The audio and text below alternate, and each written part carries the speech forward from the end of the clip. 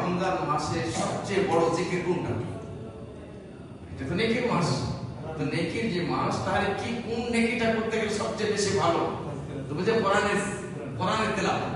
যত রকমের জিকির আছে, যত রকমের খায়ের আছে, তার মধ্যে সবচেয়ে বড় জিকির হচ্ছে, বড় ইবাদত হচ্ছে কোরআনের তেলাওয়াত।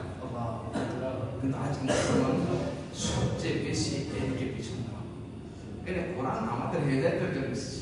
কোরআন নূর, কোরআন রোশনি, আপনাকে দিশা দিবে কোন পথে চলতে হবে, কোন পথে চলতে হবে না, এটা ভুল পথ, এটা সঠিক পথ। আজকে আমাদের ভারতবর্ষে, আমি ভারতের কথা বলবো, এই ভারত দেখেছি, বাংলাদেশ একবার সফরে শুধু, তো তারাবির অবস্থা দেখেন আপনি বাড়িতে গিয়ে, গ্রাম এলাকাতে গিয়ে। আমি করতে পারি না, অন্তরে আমি তো একটা গুনাহগার বান্দা।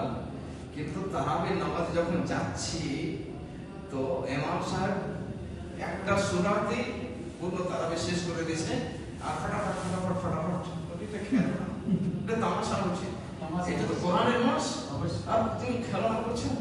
সবচেয়ে বড় জিকির হলো কোরআনের তেলাওয়াত, আর এভাবে খেলা করছেন। আমি পড়তে পারি না। আমি 2টা বছর আমি খুব কষ্টতে কাটাচ্ছিলাম। মসজিদে নববীতে পড়তাম, ওই চিত্রটা মনে আসতো, খানা কাবাতে তারাবি নামাজ পড়ছে, আমি চিত্র মনে আসতো। কেবলাতেন মসজিদে নামাজ পড়তাম, মসজিদে কুবাতে পড়েছি।